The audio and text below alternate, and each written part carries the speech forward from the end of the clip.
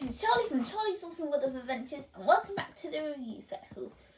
Cool. Well, today we're gonna get Despicable, and by Despicable I mean hang out with Gru and his minions for their third round in Despicable Me 3. Gru has recently got fired from his job at the AVL, along with his new partner Lucy. However, after dealing with the loss of the job, not knowing what to do, Gru finds out that he has a twin brother called Drew, and goes out to meet him. However, it turns out Drew wants to be in the family business and wants Gru to teach him the art of villainy. So I think I should start saying what my thoughts on the Despicable Me trilogy are. Honestly, I always found the trilogy to be a really strong component that brought Illumination Entertainment into the field of animation. And they're a great studio, and they haven't proved if they can make some really good movies like The Secret Life of Pets films, their version of The Grinch, and the same in movies, especially with the second one. But the introductions with Despicable Me, it start them off on a strong note. Did they keep that strong note for the third round?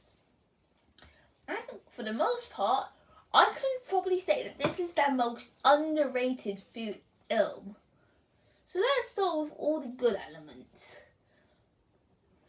for this movie. This is definitely shown with the heart of the characters. These guys are really lovable, or like we've known them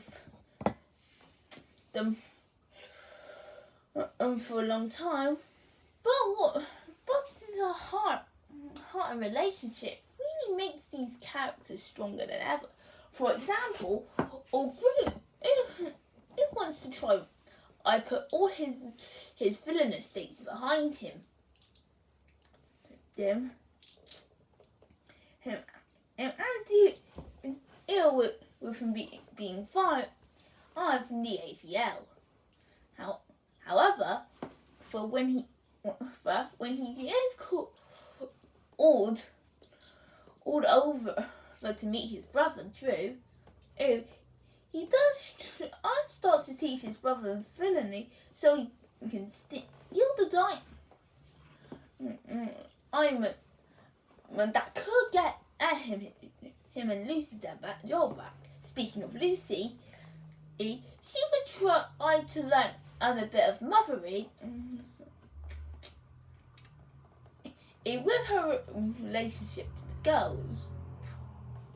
girls. Where Agnes and Edith are off on a unicorn hunt, and our girls to deal with this boy called Nico, that has a crush on her. As for the minions, their role isn't really as big as they are in their own film or the other two Despicable Me films. They're just there to have their own subplot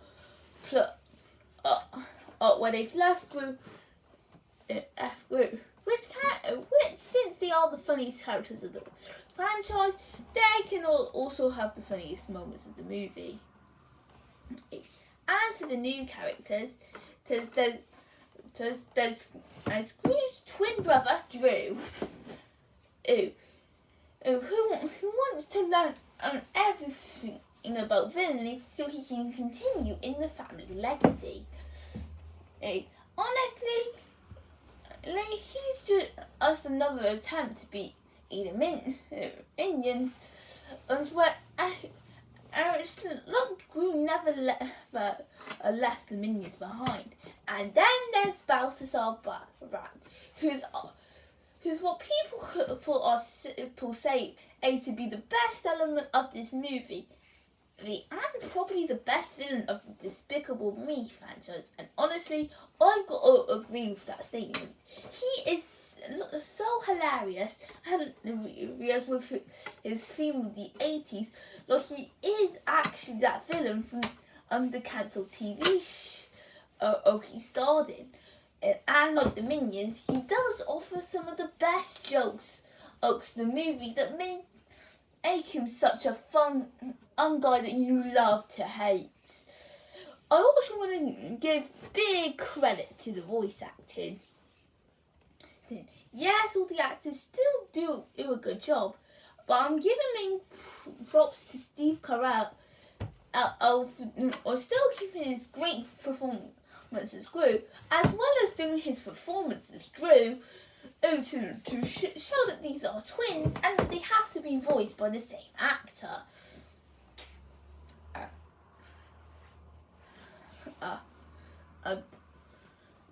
And now let's get on to the story. I'll admit that out of the 3 Despicable Me movies, this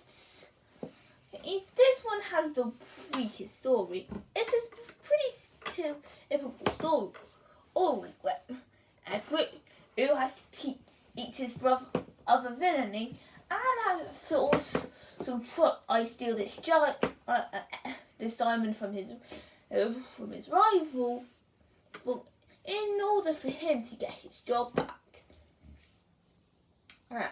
Honestly, the story isn't anything original. It can be pretty predictable, and it doesn't really leave much room for surprise. 8. The film also does try to put in a few side plots.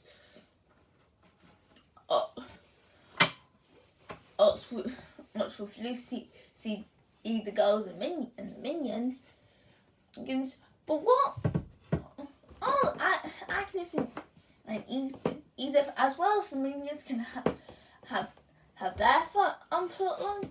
I honestly thought Lucy and Margot's was forced in so the film can reach up to the runtime.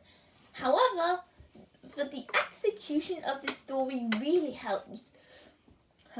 Like the previous 2 films, as well as Minions, what keeps this franchise strong is the humour.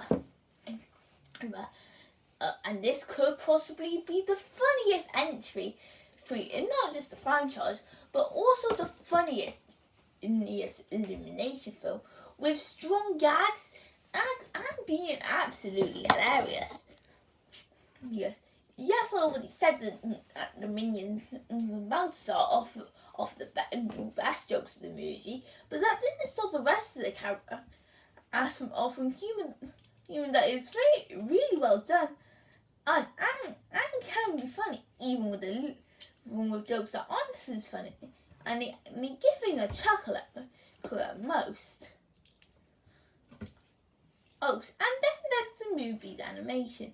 To be honest, I've never been a huge fan of the style of animation used for the Despicable Me films. Yeah, it's a good style, but it's not really the most interesting style.